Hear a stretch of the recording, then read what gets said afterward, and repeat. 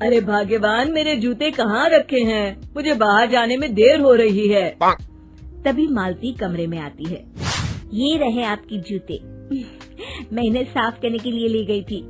अरे वाह, तुम कितनी समझदार हो। मेरे बिना कुछ कहे ही सारे काम कर देती हो। तभी मालती झिझकते हुए रमेश से कहती है, सुनिए जी, आपसे एक बात कहूँ, बुरा तो नहीं मानेंगे ना?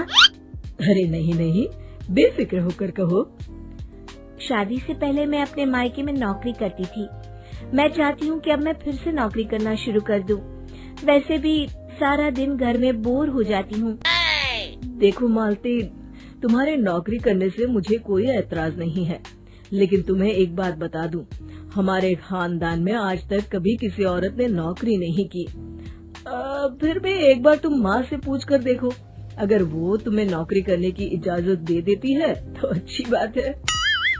रमेश वहाँ से चला जाता है। फिर उसी शाम मालती अपनी सास के पैर दबा रही होती है।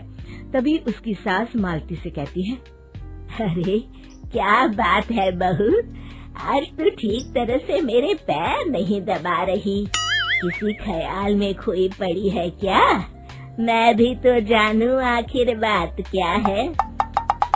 दरअसल वो माँ जी। अरे हाँ हाँ बोलो, इतना सोच क्यों रही हो? माँ जी, अगर आप बुरा न माने तो मैं नौकरी करना चाहती हूँ। घर के काम करने के बाद मेरे पास काफी वक्त बच जाता है। मालती की ये बात सुनकर उसकी सास गुस्से में कहती है, अरे बहू, तेरी तबीयत तो ठीक है ना? आज ये कैसी बहकी बातें कर रही है?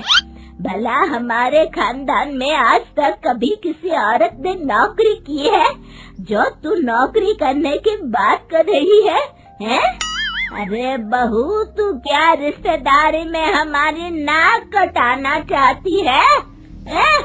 जितना जल्दी हो सके अपने दिमाग से नौकरी का भूत उतार दे। और अब जा, जल्दी से रसोई में जा, खाना बनाने का वक्त हो रहा है।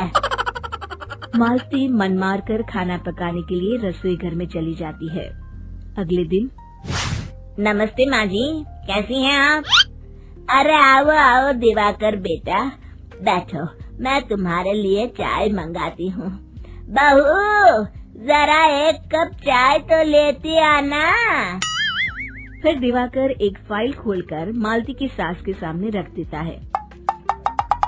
ये देखिए माँ जी, ये है पिछले महीने का हिसाब और ये रहे मुनाफे के रुपए। एक बार हिसाब देख लीजिए और इन कागजों पर अपने दस्तखत कर दीजिए।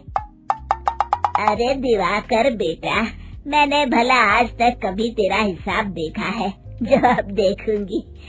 ला बता, कहाँ दस्तखत करूं? तभी मालती चाय लेकर वहाँ आ जाती है और अपनी सास को बिना कागजातों को पढ़े इस तरह लापरवाही से दस्तखत करते हुए देखकर हैरान रह जाती है। अच्छा माँ जी, अब मैं चलता हूँ, फैक्ट्री में बहुत काम है। फिर दिवाकर वहाँ से चला जाता है। कुछ दिनों बाद मालती बाजार में कुछ सामान खरीद रही होती है। तभी एक बूढ़ा आदमी उसे आवाज देता है, अरे मालती बेटी, कैसी हो? मुझे पहचाना? मैं तुम्हारी कंपनी में मुनीम का काम करता हूँ। हाँ चाचा जी, मैं आपको बिल्कुल पहचानती हूँ। कहिए, कैसे हैं आप? मैं तो ठीक हूँ।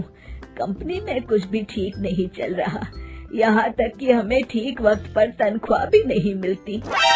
ये आप क्या कह रहे हैं? अब क्या बताऊँ, आप लोग तो कभी हिसाब किताब देखने दफ्तर आते नहीं। मेरी मानो तो एक बार आप लोग दफ्तर आकर सारा हिसाब किताब देख लो, आपको असलियत पता चल जाएगी। अच्छा बेटी, अब मैं चलता हूँ, देर हो रही है। फिर वो बूढ़ा वहाँ से चला जाता है। वहीं दूसरी तरफ मालती घर पहुंचकर अपनी सास को सारी बात बताती है।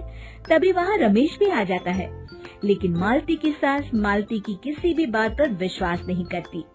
तभी रमेश कहता है, अरे माँ, बिना आग के कभी धुआं नहीं उठता।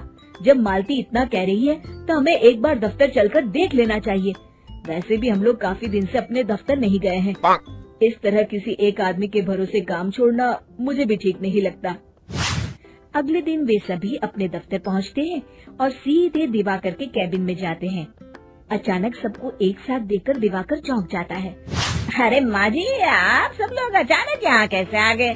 अगर कुछ काम था तो मुझे एक फोन कर दिया होता, मैं आपके घर आ जाता। तभी मालती की सास कहती है, अरे दिवाकर बेटा, आज मैं हिसाब देखने दफ्तर आई हूँ। जरा मुझे पिछले 6 महीनों का हिसाब दिखाना तो बेटा। दिवाकर घबराते हुए हिसाब की फाइल मालती की सास को देता है। मालती की सास फाइल लेकर मालती को देती है और कहती है, ले बहू, देख ले हिसाब। मालती फाइल को बड़े गौर से देखती है और अगले ही पल उसे सारी गड़बड़ी समझ में आ जाती है। वो अपनी सास से कहती है, माँ जी, मुनीम चाचा बिल्कुल सही कह रहे थे। हमारी कंपनी में पिछले 6 महीनों में जितना मुनाफा हुआ है, हमें उसका आधा पैसा भी नहीं मिला। यूँ समझ लीजिए कि 1 रुपये में सिर्फ चवन्नी ही हमारे हाथों में आई है। मालती की बातें सुनकर मालती की सास गुस्से से दिवाकर को पूछती है, क्यों दिवाकर, मेरी बहू जो कह रही है वो सच है? दिवाकर समझ जाता है आज उसका भांडा फूट चुका है। वो गिड़गिड़ाते हुए कहता है, मुझे माफ कर दीजिए माँ जी, मैं पैसों के लालच में अंधा हो गया था। अरे वाह दिवाकर, तू तो एक नंबर का चोर निकला। इतने दिनों से मैं तुझ पर आंख बंद करके भरोसा करती रही और तू मुझे ही चुना लगाता रहा। अभी के अभी निकल यहाँ से और दोबारा अपनी शक्ल मत दिखाना। दिवाकर वहाँ से भाग जाता है। मालती की सास मालती को शाबाशी देते हुए कहती है, बहू, आज मैं समझ गई कि पढ़ाई लिखाई हमारी जिंदगी में कितनी जरूरी है। मैं बहुत किस्मत वाली हूँ जो मुझे तुझ जैसी बहू मिली है। शिक्षा, पढ़ाई लिखाई का इस्तेमाल सही जगह करके हम दुनिया में बहुत कुछ बदल सकते हैं।